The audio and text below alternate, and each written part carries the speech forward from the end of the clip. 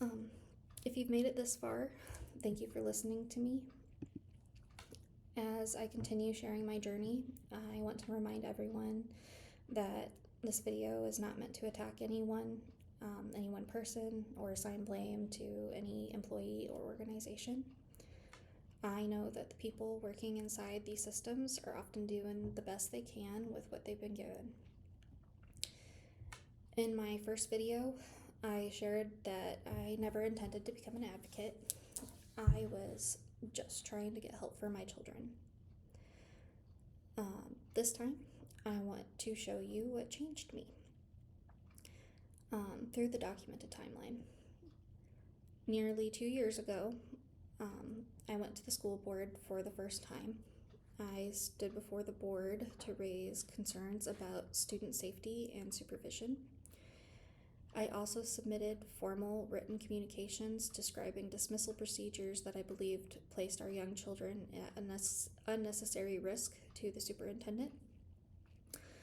I expected questions, I expected conversation, but instead life just moved on. Months later, something happened that really changed everything for me. There was a behavioral incident involving my youngest child that was documented in a way that ultimately led us into a medical crisis evaluation. As I worked backward to understand what had happened, I found significant communication breakdowns between adults and information that, from my perspective, should have reached our family much sooner. This crisis led me to homeschooling my son for the rest of his kindergarten year. Unfortunately, I had to return him to the classroom the following fall. Through this process, I realized that this problem was much bigger than one single difficult day. I hoped that with changing the school and him returning another year older that the experience would be different. Instead, I watched my young child struggle emotionally in ways that were often met with consequences rather than curiosity. His moments of distress became discipline, support usually only came after escalation, and each difficult day created more paperwork than solutions. Eventually, I requested a formal special education evaluation. I thought that if we entered the legal process, we would finally have clear timelines, transparency, and accountability. Instead, I found myself spending evenings learning educational law, reading policies, tracking deadlines, requesting records, and documenting every interaction simply to understand what was happening. Then another pattern emerged. Information that felt essential wasn't always shared when I expected it should be.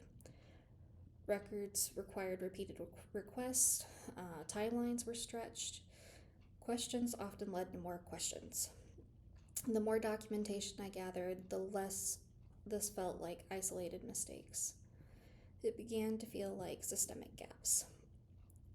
When my child's educational records remained incomplete, I filed a complaint with the Family Education Rights and Privacy Act Office, otherwise known as a FERPA complaint, believing that federal oversight would help resolve the issue. Months have passed. I submitted that report in February, and I have continued providing documentation, and I've continued following up, and I have continued waiting on both the school and the FERPA office.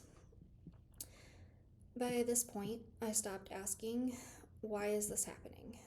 I started asking, how many other families are quietly experiencing the same thing?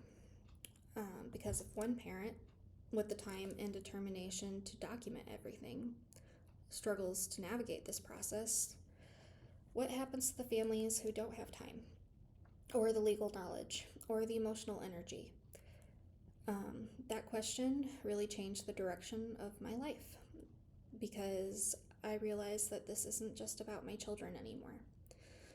In my next video, I'm going to show you the larger problem that I discovered, one that extends far beyond any single district and affects children all across the country.